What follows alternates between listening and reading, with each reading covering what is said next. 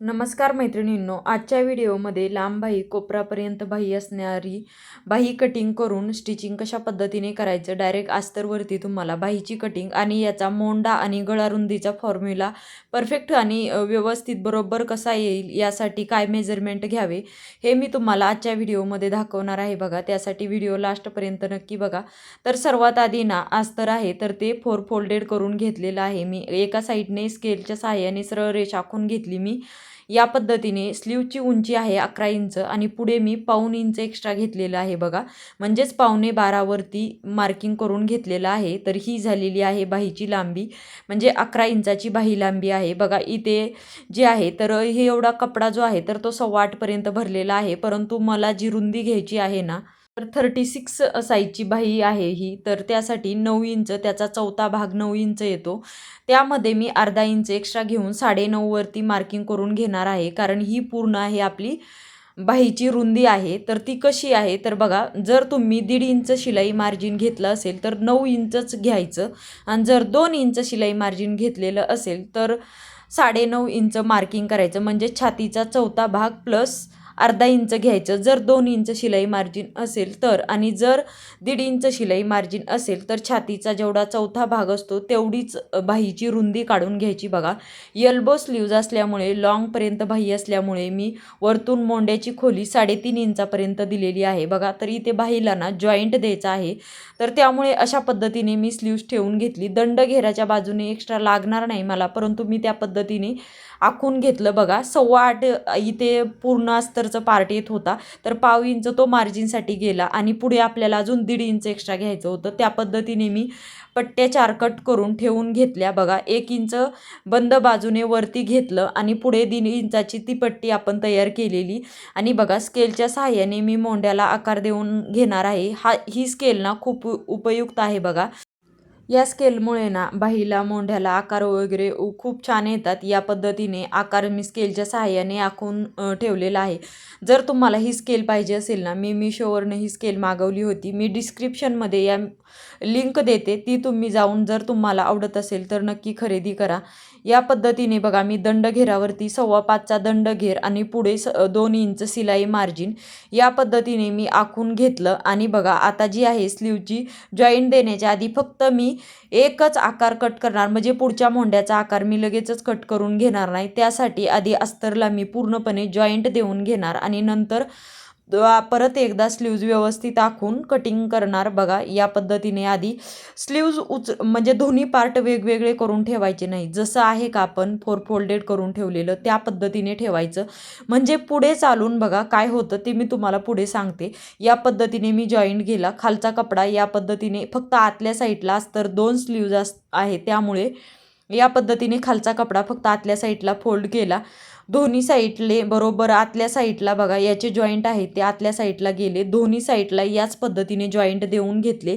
अस्तर अजिबात मी काहीसुद्धा केलं नाही, उचलून वेगवेगळे पार्ट केले नाहीत, आहे तसे जॉईंट देऊन घेतले. या पद्धतीने जॉईंट दिलेल्या दोन्ही अस्तरच्या बाजू आतल्या साईडला गेल्या आणि बरोबर बाजू वरच्या साईडला आल्या.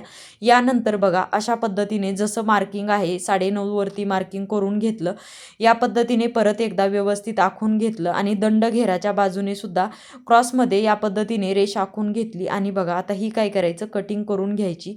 आणि आता जो आहे तर याचं सेंटर काढून छोटासा असा कट देऊन घेतला. आणि आता जी आहे तर जी पुढची मोंडा खोली आहे तर ती कटिंग करून घ्यायची. या पद्धतीने मोंड्याची जी रुंदी आहे तर त्या पद्धतीने व्यवस्थित जशी आहे का पुढच्या मोंड्याचा आकार त्या पद्धतीने मी कटिंग करून घेते. व्यवस्थित कटिंग करून घ्यायची. कटिंग केल्याच्या नंतर ना मेन फॅब्रिक घ्यायचं. या पद्धतीने बघा, किती जास्त कमी जास्त आहे त्या पद्धतीने ॲडजस्ट करून तुम्ही मेन फॅब्रिक ठेवा. मला इथे फक्त दोन्ही साईडने ना पाव इंचच कमी पडत होतं, म्हणजे अर्धा ते पाऊण इंचाचाच जॉईंट पाहिजे होता, म्हणून मी एकाच साईडने फक्त जॉईंट देणार आहे. या पद्धतीने मी आधी स्लीव्ज ठेवून घेतली. आणि बघा, जशी लागते थोडं एक्स्ट्रा ठेवायचं असतं मेन फॅब्रिकला, त्या पद्धतीने मी ठेवून घेतली आणि कटिंग केली. आणि बघा, टोटल मी 1 इंचाचा 2 पट्ट्या काढून घेतल्या. एका साईडनेच मी जॉईंट देणार आहे, कारण तो जॉईंट हा वरच्या बाजूने द्यायचा, जेणेकरून तो उलट्या साईडला जॉईंट जातो. या पद्धतीने मी जसा जॉईंट देत आहे बघा, त्या पद्धतीने जॉईंट द्यायचा आणि तो जॉईंट असाही फिटिंगमध्येच तो जाणार आहे, कारण ऑलरेडी 2 इंच शिलाई मार्जिन आहे, त्यामुळे तो फिटिंगमध्ये जाणार आहे हे मला माहीत आहे. परंतु बाही कमी पडू नये म्हणून जॉईंट देणं हे कंपल्सरीच असतं. बाही कमी नाही पडली पाहिजे, यामुळे मी एका साईडला याला जॉईंट देऊन घेतला आणि या पद्धतीने बघा आता मेन फॅब्रिक जे आहे तर ते बरोबर ठेवून घेतलं. दोन्ही साईडच्या मोंड्याच्या खोल्या आहे पुढच्या साईडच्या, त्याला मार्किंग करून घेतलं. जेणेकरून काय होतं, आपल्याला स्लीव्ज जी आहे तर ती दोन्ही एका बाजूच्या होऊ नयेत, त्यासाठी आपल्याला लक्षात येतं. त्यामुळे मार्किंग करून घेतलं, मेन फॅब्रिक बरोबर ठेवलं आणि त्यावरती बघा आता इथे पाठीमागे मी तुम्हाला सांगितलं होतं की अस्तर उचलून न घेता जॉईंट कशामुळे द्यायचा, तर कारण जर तुम्ही उचललं असतं आणि दोन्ही जॉईंट एकाच साईडचे आले असते तर मग इथे स्लीव्ज आपली उलटी सुलटी झाली असती. बघा इथं जॉईंट दिलेला असल्यामुळे ना अस्तरची बाही इथे चुकतच नाही, कारण काय होतं, उलट्या साईडने जॉईंट दिलेली बाजू आहे ती वरच्या बाजूने ठेवायची आणि नंतर ती आतल्या साईडला फोल्ड करायची, म्हणजे जॉईंटची बाजू जी आहे ती आतल्या बाजूला जाते आणि जेणेकरून दुसरी बाही जोडत असताना पण आपल्या परफेक्ट लक्षात येतं की ही बाही जी आहे ती ही बरोबरच आहे. त्यामुळे जॉईंट देताना ना, अस्तरला जॉईंट देताना व्यवस्थित दिला की मग परत तुम्ही अस्तरची बाही जोडत असताना तुमच्याकडनं बाही ही चुकतच नाही. जॉईंट करताना दोन्ही एका साईडच्या बाही होतच नाहीत. त्यामुळे या पद्धतीने तुम्ही बाहीला जॉईंट देत असताना फक्त लक्षात घ्यायचं. बघा या पद्धतीने मी बाही आहे तर ती व्यवस्थित जोडून घेतली. याचा जॉईंट जो आहे तो आतल्या साईडने गेला आणि दाबची टीप टाकलेली आहे ती वरच्या बाजूने आली. यानंतर जे एक्स्ट्राचं फॅब्रिक आहे बघा, मी कटिंग करते ते कट करून बाजूला टाकायचं, पण एक्स्ट्रा राहू द्यायचं मेन फॅब्रिकवरती. या पद्धतीने ठेवून घ्यायचं. बघा एक स्लीव्ज तयार झाली, दुसरी स्लीव्ज याच पद्धतीने ठेवून घेतली मी, मेन फॅब्रिक बरोबर ठेवलं. यावरती सुद्धा जॉईंटची उलट बाजू जी आहे तर ती वरच्या बाजूने घ्यायची, जेणेकरून पलटी केल्याच्या नंतर ती आतल्या बाजूला येते. या पद्धतीने मी ठेवून घेतलं. यामुळे काय होतं, दोन्ही स्लीव्ज एका बाजूच्या होत नाहीत. या पद्धतीने आधी दंडघेराच्या बाजूने 1/2 इंच एक्स्ट्रा शिलाई मार्जिन सोडायचं आणि असे कट द्यायचे. कट्स दिल्यामुळे काय होतं, दंडघेराच्या बाजूला फिनिशिंग येते आणि या पद्धतीने जी स्लीव्ज आहे ती व्यवस्थित अशी पलटी होऊन जाते. या पद्धतीने बघा परत एक म्हणजे दंडघेराच्या बाजूला जवळ आपल्या 3 टीप येतात, एक जॉईंटची टीप, परत एक अस्तरवरती दाबची टीप आणि ही जी आहे ती एक मेन फिनिशिंगची टीप.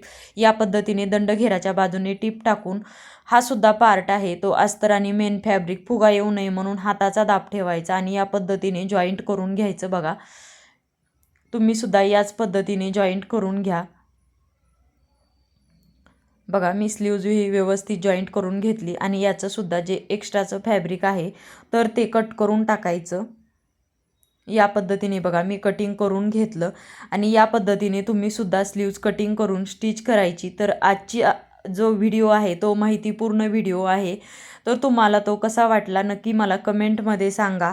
आवडला असेल तर व्हिडिओला लाईक करा, शेअर करा आणि सबस्क्राईब करा. चलो बाय, टेक केअर. धन्यवाद व्हिडिओ लास्टपर्यंत पाहिल्याबद्दल.